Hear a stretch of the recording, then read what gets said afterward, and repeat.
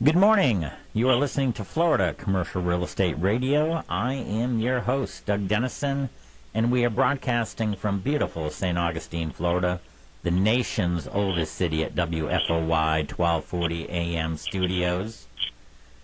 I will have a co-host today, Jerry Anderson, CCIM from Sperry Van Ness, Commercial Real Estate Advisors. In Palm Beach County, we'll be calling in today through the power of the internet. This program is going to be streamed worldwide on 1240news.com. The show will also be archived on svn.com. Sperry Van Ness Commercial Real Estate Advisors are the sponsors of this program. Additionally, this show will be posted on youtube.com.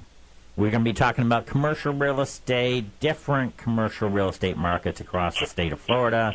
We've got a lot of topics. And, Jerry, are you with us today? Good morning, Doug. I am with you from sunny South Florida this morning. Sunny South Florida. Well, wonderful.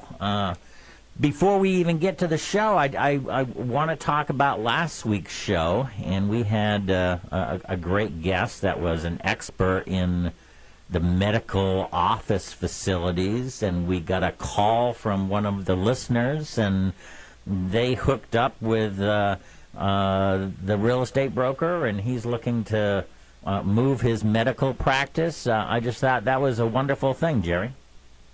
Well, it's part of what prompted the topics that we're going to talk about today. Yes, it was exciting to have a listener call in and ask for specific help, and I was so thrilled that that particular prospect, that particular person understands how important it is to make sure you hire the right person to help you. But it doesn't surprise me. We were talking about medical office buildings last week, and boy, if doctors don't understand the value of specialties, who would? Exactly. Exactly. I think we made the analogy that, if you're somebody that needs medical services, you're going to go out and look for the best specialist in that field. And what a great segue for the Sperry Van Ness person who is the expert in medical facilities and real estate. And we hooked him up, and that was a beautiful thing. Well, that's the way it's supposed to work. I think today's show is pretty exciting because we're going to talk about that topic, and then wow, I'm excited about the second half of the show. I'm going to sort of be your interviewee this first half because I have a lot of things in my mind about what traits that people should look for in a professional commercial real estate advisor. But the second part of the show, then I'm really excited to hear Louis Fisher, and I'm going to turn the tables on you a little, Doug, and I'm going to interview you the second part of the show because of the trip you just took up to Washington, D.C. to talk with the GSA and about the surplus property. So good show today. Thanks for being the host, sir. Well, absolutely, and thanks for being the co-host. But tell us a little bit about yourself for the listeners that may be listening in for the first time. Certainly. My name is Jerry Anderson. I'm with Sperry Van Ness Commercial Real Estate Advisors. I do have the master license for the state of Florida. So the 20 offices or so that we have around the state of Florida are part of my umbrella, under my umbrella, if you will. And my responsibility is to help clients make sure they get the right commercial real estate advice by hiring the right commercial real estate advisor. We're real estate brokers, work on a contingent fee basis like everybody else. If you don't know about Sperry Van Ness Commercial Real Estate, one of the top 10 commercial real estate companies in the world, about 1,000 advisors throughout the country in 150 locations. So quite the footprint, and very strong here in Florida as well. Well, very, very strong. And because you're basically in charge of all the offices in Florida for Sperry Van Ness, and I'm going to quickly go over them because they're all over the state, starting from Miami, Fort Lauderdale, West Palm Beach, Jupiter, Melbourne, New Smyrna Beach, Winter Park, Orlando, Lake Mary, Ocala, St. Augustine, Jacksonville, Tallahassee, Destin, Fort Walton Beach, Panama City, Tampa, St. Petersburg, Sarasota, Fort Myers, and Naples. You're all over the map, and I guess the question is, when you're out there, and just like the caller who called in and said, I need some professional help, I'm going to be changing my office and I'm looking for a real estate agent, what do people think, and what should they do when they're considering a top commercial real estate agent? Well, that's a great question. It's a little bit like any other profession. Commercial real estate is very interesting. It's a business that you can get into with as little training as simply getting a license from the state of Florida. You know what's interesting, Doug, is you would think that someone would answer that first question. They say, okay, well, what are the qualifications of this person? Mm-hmm. You know, and then in real estate, and of course you do know this because of your background as well, you get a real estate license in the state of Florida, you're licensed to sell houses, and you're licensed to sell $50 million office building. Yes. Can you imagine that? Yes, that's true. true. What kind of business gives you that little training and yet enables you legally, licensure-wise, to sell? So, yes, you have to have a real estate license, but just like when you choose your doctor, you need to be really careful that that person is qualified to do for you what you need to have done. So your question was, what should people look for in a commercial real estate professional? And I have a laundry list, but I'm going to get on my soapbox. Would it be okay if I get on my soapbox this morning? Please do. Please do. Well, I might hurt some feelings, though. I could hurt some feelings of some of those commercial real estate agents who may not agree that they need all these traits to be successful. Hey, people are looking for the best, Jerry. And so how do you determine if you're a person who needs the best? How do you determine that they are the best? All right, I'm gonna start out. I'm gonna answer that question. So when you need to interrupt me, you interrupt, because sometimes I get on this tangent, and I'm pretty passionate about it, Doug. No problem. And I'm going to say one thing right off the bat that's going to surprise a lot of our listeners. You can tell immediately whether or not you have somebody that is going to be easy to work with. Now, I'm not talking about their commercial real estate experience in this comment, but what I'm going to say is, do they do what they say they're going to do? And let me tell you what I mean by that. If they don't do the little things, I'll call you Tuesday morning. I'll send you that information this evening. If they don't do the little things that they told you, they sure as heck are not going to do the big things. An indicator of whether or not you're going to be able to have confidence in the person that you choose to handle your commercial real estate is right off the bat. Do they do the little things that they say they're going to do? You're going to think this is a minor item, Doug. But are they on time? I'm not a military man. I was not in the military. I was very, fortunate during the Vietnam War. My number did not come up. I had a lot of my friends that were there, a lot of tragedy to go along with it. I was not. I didn't enlist in the military. But I do know this. Had I been in the military, I would have been on time. And my mentor said to me one day, if you're on time, Jerry, you are late. So a very early indication of somebody you're going to choose to handle your commercial real estate. And make no mistake about it, folks, commercial real estate is a very important and expensive decision-making process in your life. So you just flippantly can't establish a relationship with somebody you can't trust. So do they do what they say they're going to do is an early indicator. Now, let's talk about the qualifications of a commercial real estate practitioner, because commercial real estate is very complicated. Now, I don't care whether you're looking to lease a building, to buy a building, to get out of the space that you are in. Maybe you're looking for an investment to provide income for you later on in life. It's complicated. I think of commercial real estate as a silo. It's a tall silo. Let's assume for a minute you get a silo of grain, and it's 50 feet high, and it's 15 feet across. If you were to elevate yourself and you were to look down the silo, that round silo, you could slice and dice commercial real estate in there. Because when you're looking down at the silo, you have retail properties, office properties, industrial properties. You have triple net lease properties. You have unique properties, self-storage units, churches. I think of all the schools. I mean, there's so many different types of commercial real estate. Just think about it next time you drive down the street. Well, when you look down at the top of the silo, it's like a pie. You've got all those slices. But now go to the ground level. When you go to the ground level and you look up 50 feet, you've got a tall silo. Well, do you really want the same person handling your 1,000 square foot lease that is handling a $50 million office building and has never even ever looked at a lease contract? Mm-hmm. I mean, our friend Matt Mercer, who is an attorney who's on the show, you know, he's on the air just prior to us coming on today.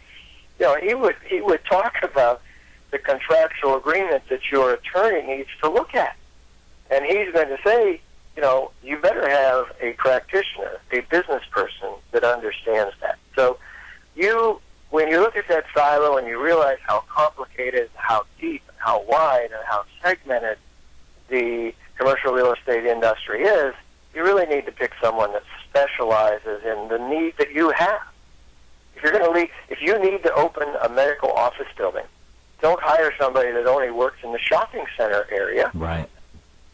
On the other hand, if you have an idea you're going to open a donut shop and compete with Dunkin' Donuts, you sure as heck better hire a commercial professional that understands traffic patterns, demographics, and what makes a successful retail operation.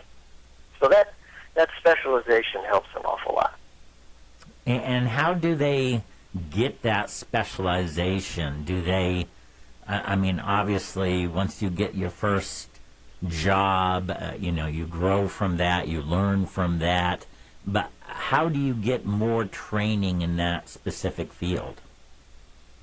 Well, there are designations in the industry. There's a number of designations. The National Association of Realtors is a very good place to start. Mm-hmm. Go to the National Association of Realtors website. Okay. And look at the different designations that they have. For example, there are designations for land, people that specialize in commercial land or even agricultural land. Okay. There are designations for what's called the CCIM, stands for Certified Commercial Investment Member. Those designations have requirements. There's another one for Society of Industrial and Office Real Estate. There's the Counselors of Real Estate. And all those designations within the industry, pretty much all given by the National Association of Realtors, carry with it not only track record, not only experience, but also education. So when you're dealing with a CCIM or an SILR or an ALC or a CRE, I know it sounds like alphabet soup there, but you can be assured that that person has training in their specialty, has a track record that they had to submit and approved by a board of directors to be awarded that designation. And that is certainly one place to start. Now, that's not to say that somebody that's working on that designation couldn't be of help to you, but I'm just saying that people with those designations obviously have proven experience that can be of help to you. So if I'm somebody that is looking, let's go for the fact that I'm just looking for a property, and since I live in St. Augustine, we'll pick on St. Augustine, and I'm looking for an office building, 5,000 square feet, something like that, 5 to 10,000 square feet, and I'm new to the area. Of course, I can go on the internet and kind of look, and I can look at the newspaper. But how do you kind of interview somebody to say, hey, this is the person, and what does the real estate agent, give to me that makes me feel warm and fuzzy? Well, I think when you're out interviewing, you should interview commercial real estate agents the same way you would interview somebody for a job. Okay. You're going to talk about what's important to you. And I have a phrase, here's my little sound bite. You should look for somebody that you like, somebody that you can trust, and somebody that you believe can either make you or save you money. Now, I always reverse that because I tell our brokers, look, people work with you for three reasons. They work with you because you're likable. They work with you because they trust you. Hey, you do what you say you're going to do.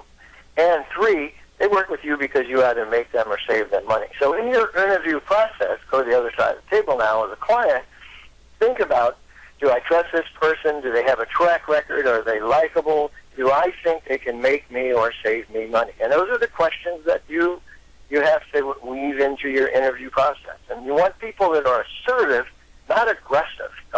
There are some in the commercial real estate industry that are just so doggone aggressive, they're obnoxious. That is not the person you want. You want someone that's assertive. You want someone that's team-oriented, because I can guarantee you, in this complex commercial real estate arena, if you're out there trying to lease 5,000 square feet, there's not a lone ranger that's going to be able to help you. Mm-hmm. You need somebody that has a team. You need somebody that has a team around them, possibly access to people that can help you with, in your example, Doug, space planning, possibly architectural, possibly layout.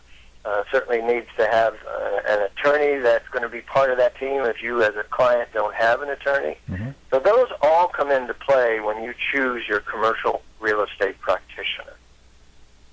Well, that's really good information. Now, I will just take personal preference because I've known a lot of commercial real estate brokers, and I'd like to go back to that medical analogy again. And the people that you want to hire as your doctor or get as your doctor sometimes are just so busy and they are so honed in that they don't have all of that extra time to do things, and they are just the top of their field, and may not be the life of the party, I guess what I'm saying. But they know so much, and they know everybody, that there's no question that's the person you want. He may not have the bedside manner, but I want that person because he's done 4,000 operations. How does that fit in with the top person who is running and does have a team? How does that kind of fit in when you're somebody that's looking for a real estate broker and really need to know about his experience or her experience? Well, yeah, I think the essence of your question is, okay, Jerry, you said you have to be likable, but right. I don't necessarily need to like my doctor for them to be a great surgeon. Right. Is that the essence of your question? Yeah, kind of. Okay. Well, I can appreciate that. I do tend to like to work with people that I like and people that are fun to work with. But I hear you loud and clear. And what you're saying is, look, maybe I want the expertise of that person, and maybe they have a team. Many of our advisors around the country, I know you talked about, you mentioned in the laundry list of offices, Tampa and Fort Lauderdale, and mm-hmm. you mentioned Jupiter. All three of those markets, I can point to teams, and I will guarantee you the personality of the team members are not all the same. Right. You've got some that are the life of the party. Yep. And then you have other members of the team. They may seem boring to you, but let me tell you what. They go to work for you. They will get you market data to make sure you don't make a decision that later on you will regret in terms of what you do in terms of commercial real estate. So I do think that the team members have help in that regard. Okay. And, the other thing, Doug, is you're going to tend to, as a client looking for someone to help you, regardless of your need, let's say you want to buy an investment property, mm-hmm. you're going to tend to look for people that are visible. hey, look, part of the reason on the radio show that we invite some of our advisors from around the state is that visibility. We had Ashley Bloom from Sarasota, Miguel Diarcos from Orlando. In their discussion, just like Mark Alexander talked about, Matt Rodolante and Tom Morgan, all of them. Yep. These are people who are visible. They take the extra time in their market to give of themselves. Okay. That visibility helps. Well, again, if I'm looking for a real estate broker and I know about Sperry Van Ness, and I've heard about Sperry Van Ness, and somebody has said good things about that, which goes into word of mouth, which of course is critical. How do they find a Sperry Van Ness advisor? Where do they go on the website?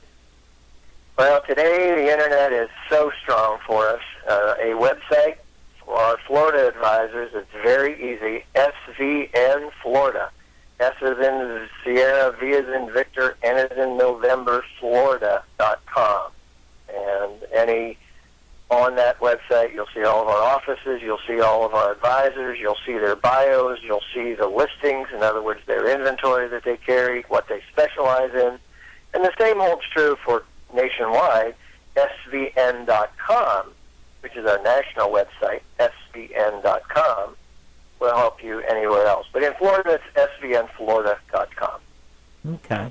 And we've got about a minute and a half before we take a break, but we talked to other Sperry Van Ness advisors, and they all say that past work has been so important for them because word of mouth, all of a sudden they are being referred to by somebody that they've already helped, and it's such an easier transition.